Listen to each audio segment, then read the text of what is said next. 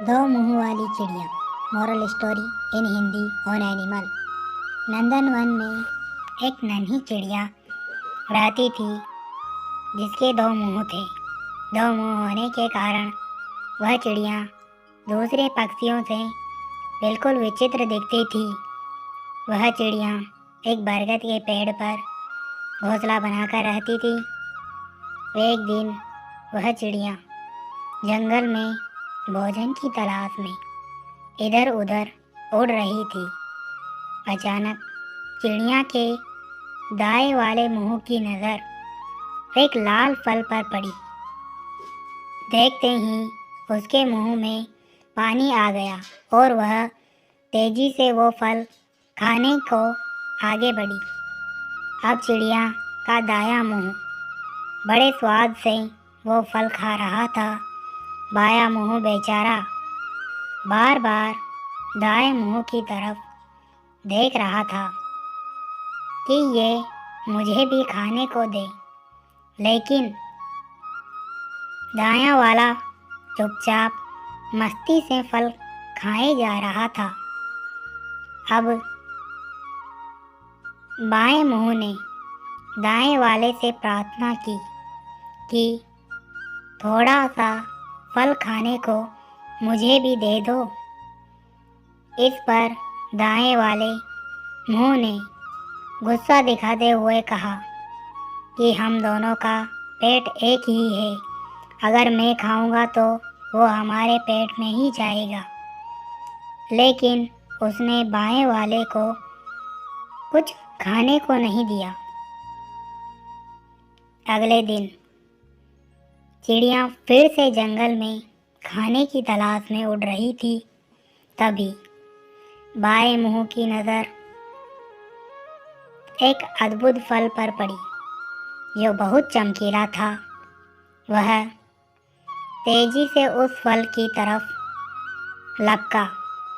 अब जैसे ही वो फल खाने को हुआ, तुरंत पास बैठे एक कोए ने चेतावनी दी कि इस फल को मत खाओ, यह बहुत जहरीला है। यह सुनकर दायां मुंह भी चौंका और बाएं से प्रार्थना की कि इस फल को मत खाओ, यह हमारे लिए बहुत खतरनाक साबित होगा। लेकिन बाएं मुंह को तो दाएं से बदला लेना था। उसने एक ना सुनी और चुपचाप वह फल खाने लगा। कुछ देर में चिड़िया का शरीर मृत होकर जमीन पर गिर पड़ा।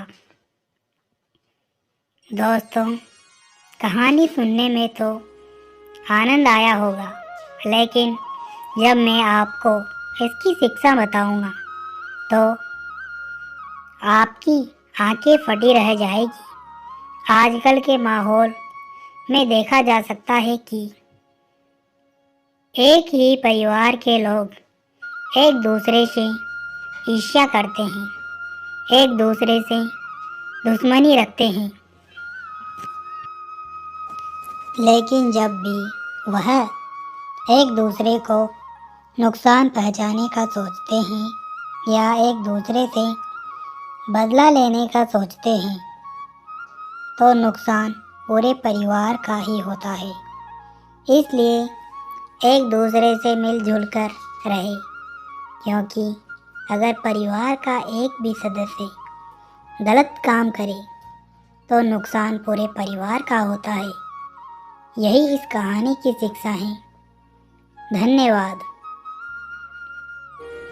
राजा चंद्रसेन और नवयुवक सतुशील की कहानी।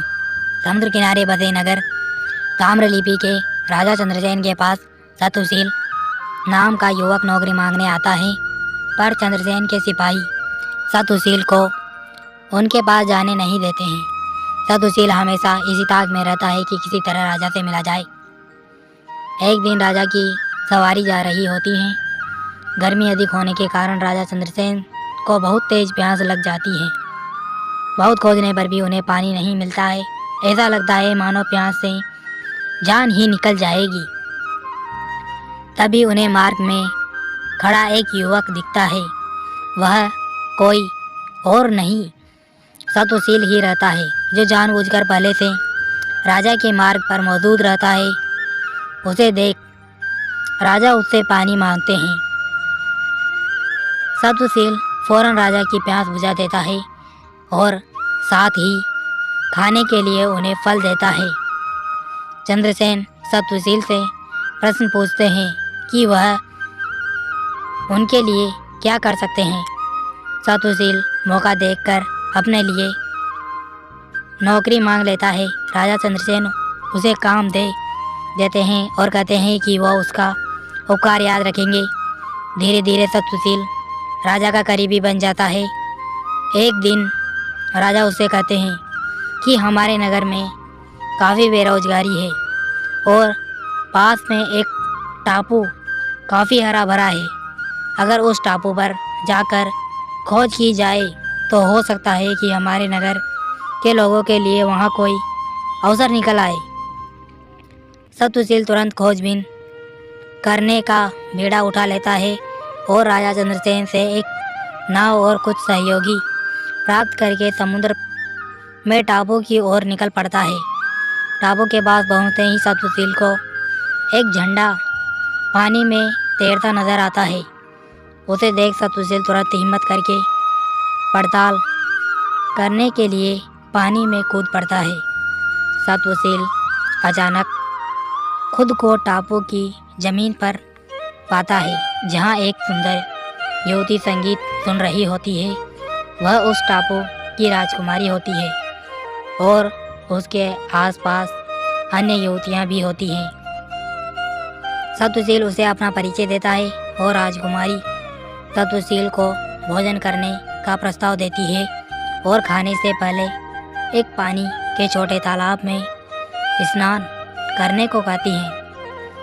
सतुशील जैसे ही पानी में नहाने जाता है, वह खुद को ताम्रलिपि के महल में राजा चंद्रसेन के पास पाता है और इस चमत्कार को देखकर चंद्रसेन भी चकित हो जाते हैं।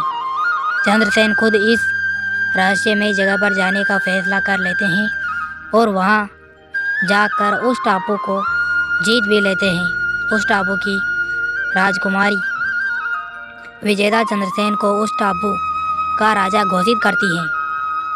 जीत की खुशी में राजा चंद्रसेन उस राजकुमारी से सतुशील का विवाह कराने का आदेश दे देते हैं और उस क्षेत्र की रक्षा और प्रतिनिधित्व का भार सतुशील को सौंप देते हैं। इस तरह चंद्रसेन सतुशील के उपकार का बदला चुका देते हैं।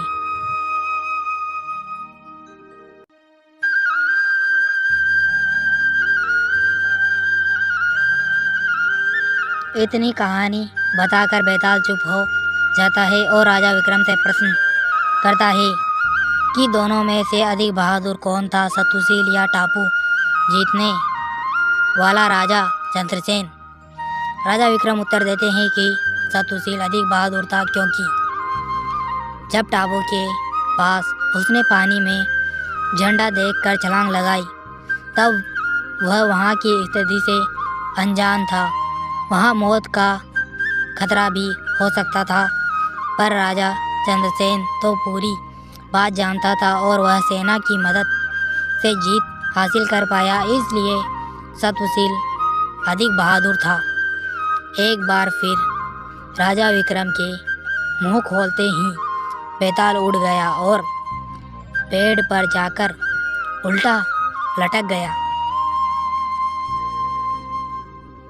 वीडियो पसंद आई तो लाइक करें, कमेंट करें, शेयर करें और चैनल को सब्सक्राइब करना ना भूलें।